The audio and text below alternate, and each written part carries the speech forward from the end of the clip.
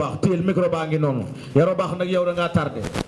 foo nekkoon bay tardé salaamaaleykum nuyu naa la non moom laay njëkk nuyu bàyyi ko mu ñëw ni ziar naa la salaamaaleykum maa ngi nuyu mbooloo mi avancé tuuti ngeen xool caméra yi sant yàlla ji tamit waaw yëkkatil micro bi sant sama waaju waaw ñu ñaanal micro bi fii ngay tee bàyyi moon fii xool 1 2 3 test téel waaw di ñaanal sama papa fu mu tëdd gënal ko fu jóge di ñaanal sama yaay fekk sama njariñ di nuyu tamit dëkk bi ma jógee mooy Jandeer Jandeer nga jóge waaw Kër Moussa jàpp Kayar maa ngi nuyu ñëpp di jégalu na ci tarma bi alam lébu ci péage bi dafa am oto bu fi tàkkoon moo tax ci péage bi tey waaw loolu moo ñu fi téye booba léegi wax nga dëgg di jégalu ñëpp nag di nuyu Abdoulaye di nuyu gaay yëpp loolu ndog la bañ gën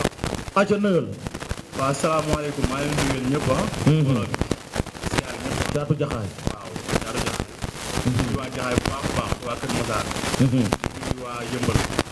waa Pool maa ngi nuyu bu baax a baax waa nekk forage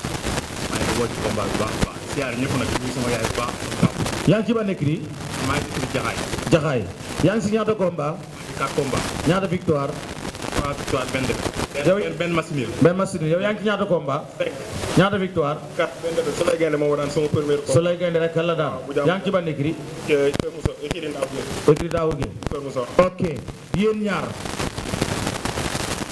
looy wax sa adversaire bi waaw sa waay moom dama koy sant di ko gërëm rek parce que sama avance dafa yàgg di taxawal biir Ndakaaru Njaay gi Ndakaaru gii billaay wallaay taalaay awma kenn ku ko jël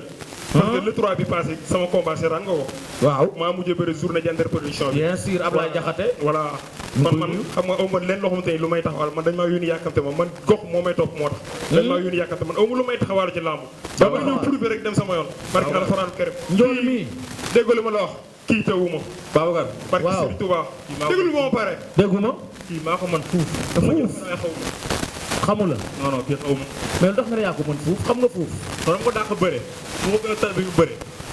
ah man nekk arène nationale di fa bëre wala man nekk terekaar bi bëre bëre woo taxawee déggal sa bopp combat bi du gaaw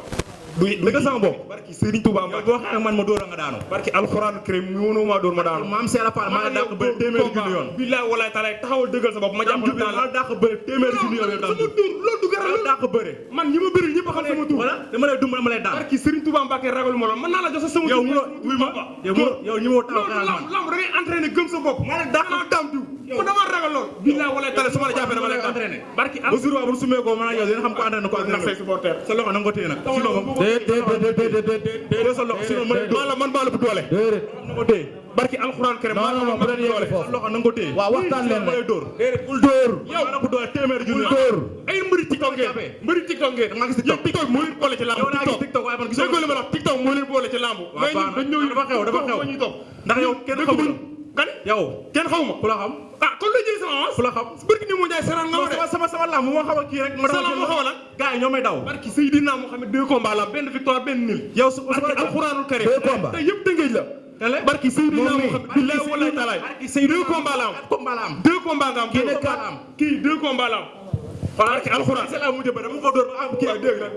gis nga jàpp bi pa nga am benn combat ngay am ñaari combat nga am ñetti ci yam man ak yow ñooy daje man déggoo li ma la dinaa la man avance du ma ko delloo man du ma delloo avance barki alxuraan karim ndaama nga ma ndaama du ma yeb waaw du pa bu la neexee nga ne ndaama la loolu pour du problème affaire bi si biir bi la bu tëjee barrière xoolal bu tëjee barrière la damay doon tëdd barki Serigne Touba Mbacke boo taxee dëggal sa bopp combat bi du yàgg ba jour man ak barki yow alxuraan karim am na solo 20 secondes laa lay may 20 am na solo ñëwul ma jël si la jàpp la daal la ñibbi nga jël si wóor baa ngi man dem ak yow du lamb